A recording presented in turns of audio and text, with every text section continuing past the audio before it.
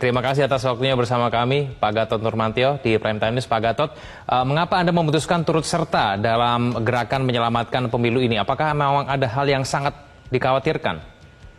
Bukan karena pro kontra pada kandidat-kandidat presiden.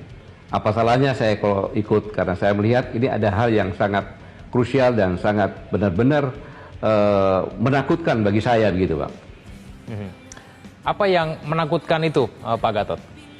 Begini Bung, hasil survei dari generasi muda ITSMI itu menyatakan bahwa kalau pemilu curang dan intervensi dari lembaga-lembaga negara seperti KPU, Bawaslu, aparatur negara, aparatur pemerintah, TNI Polri, maka di Sumatera dari hasil survei ya, dari hasil survei 90,4% mengatakan akan terjadi disintegrasi bangsa, dan survei lagi menyatakan 82,5% itu mereka akan menarik mandat atau merdeka, karena mereka mengatakan bahwa kami ini memberikan mandat kepada Indonesia untuk menjadi satuan yang besar, bukan untuk satu keluarga, begitu Bung.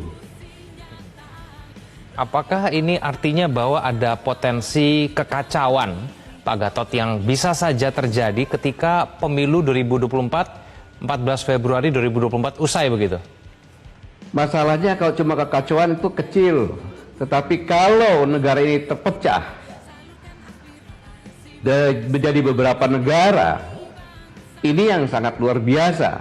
Makanya saya harus berbicara di sini. Jangan sampai ini terjadi. Begitu, Bung. Dan sekarang yang krisis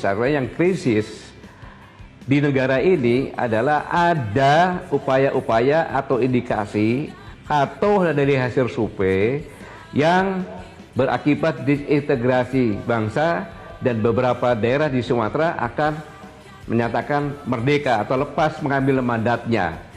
Ini yang sangat-sangat berbahaya, yang saya harap semua anak negeri mempunyai perhatian kepada ini. Kalau itu dilakukan, terjadi intervensi, cawe-cawe, kecurangan yang dilakukan oleh pemerintah, aparatur pemerintah, KPU, Bawaslu, TNI, dan Polri. Untuk itu, maka agar negara ini selamat, kita semua anak bangsa, semuanya harus sadar bahwa pemilik sah negeri ini adalah seluruh rakyat Indonesia. Dan seluruh rakyat Indonesia itu ada DNA patriot dan kesatria, karena yang memerdekakan negeri ini adalah nenek kita semuanya, kakek-kakek kita semuanya, orang tua kita semuanya, dan merebut kemerdekaan bukan diberikan saja. Untuk itu maka saya bangkitkan lagi DNA kesatria dan patriot untuk menjaga agar negara ini tidak tercabik-cabik, agar kesultanan kerajaan yang di 43 ini yang memberikan mandatnya untuk menjadi kesatuan yang besar itu tidak menarik mandatnya lagi.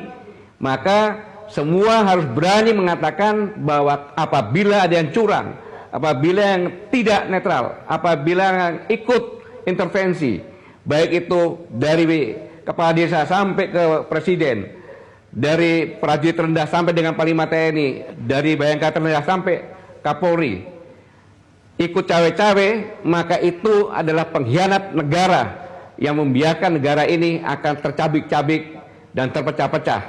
Itulah yang harus kita sama-sama bangkit. Maka katakan, mari kita bentuk posko siaga, Indonesia Siaga, di mana kita semuanya bersama-sama, semuanya termasuk kepala desa, Babinsa, Babinkamtipmas, semuanya bersama-sama menjaga dan melihat jangan sampai ada kecurangan. Begitu, Bang. Pak Gatot, apakah memang keadaan seperti tidak netral, cawe-cawe, apakah memang hal-hal itu yang terjadi pada saat ini? Dan kemudian apa indikasinya sehingga kemudian Pak Gatot yakin bahwa ada potensi perpecahan di negara kita nanti pasca pemilu kalau ini dibiarkan berlanjut begitu? Bang, ini sudah terlihat di depan mata, mulai dari undang-undang yang mengatakan bahwa kan undang-undang bahwa pejabat publik, bupati, wali kota, gubernur dipilih secara langsung. Tapi ini PJ bisa sampai 2 tahun. Dan kemudian sekarang ini 50% lebih adalah baik gubernur, wali kota itu adalah PJ. Apa maksudnya? Ini adalah strategi untuk supaya bisa mengendalikan. Buktinya ketika rapat bupati, wali kota, gubernur, ketika ditanya, dievaluasi berapa lama Mendagri, setiap 3 bulan. Presiden mengatakan akan saya evaluasi dan saya amati tiap hari dan bisa saya tegur dan saya ganti.